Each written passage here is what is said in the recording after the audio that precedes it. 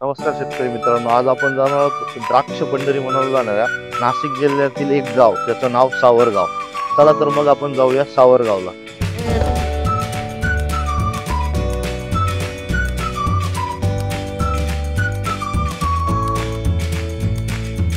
नमस्कार मित्रांनो, आता आपण पोहोचलेलो आहोत सावरगाव येथे. आपल्यासोबत एक प्रगतशील आणि निरक्षर द्राक्ष उत्पादक शेतकरी आहेत. त्यांचं नाव आहे श्री गोटीराम बारगू पाटील, राहणार सावरगाव. तर त्यांनी त्यांच्या द्राक्ष पिकासाठी एक आगळा वेगळा म्हणजे थोडक्यात प्राकृतिक तत्वावर आधारित आधुनिक पद्धतीने एक द्राक्ष स्लरी तयार केली, बरोबर ना? तर आपण ती बघूया त्यांनी कशा पद्धतीने केली आणि त्याचा ते कसा वापर करतात.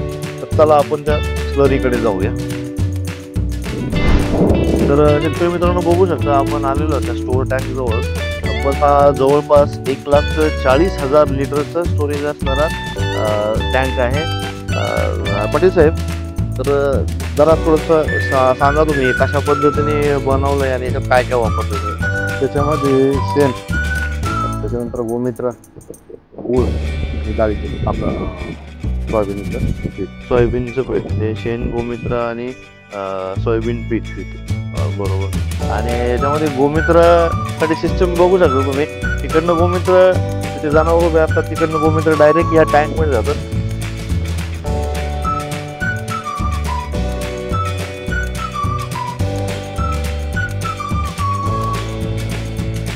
तर तुम्ही बघितलं आता स्लरी या पद्धतीने बनवली, म्हणजे शेणखत, गोमित्र, सोयाबीनचं पीठ आणि गूळ याचं एक मिश्रण तयार करून स्लरी बनवली आहे. याचा उद्देश असा की याच्यामध्ये सूक्ष्मजीवाणूंची संख्या तयार व्हावी म्हणून, बरोबर ना? तर यामध्ये आपण आपल्या ऍडव्हान्स पेस्टिसाइडचं जे सिबॉन आहे, जे की किण्वन प्रक्रियायुक्त 40% प्रोटीन आणि 52% सेंद्रिय कर्ब असलेलं जे उत्पादन आहे, ते आपण या स्लरी मधूनच प्रत्येक द्राक्ष बागेला देणार आहोत.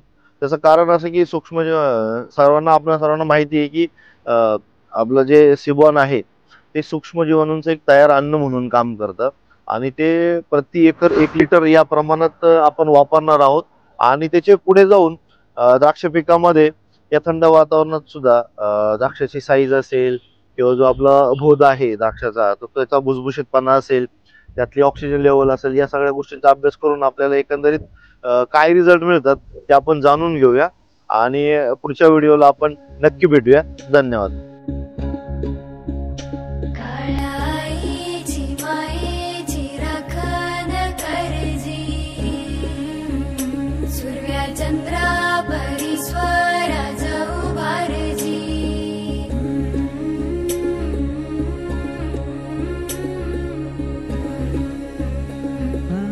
सोडून तुला मातीला तू जाग उधाणू द्या जवरी,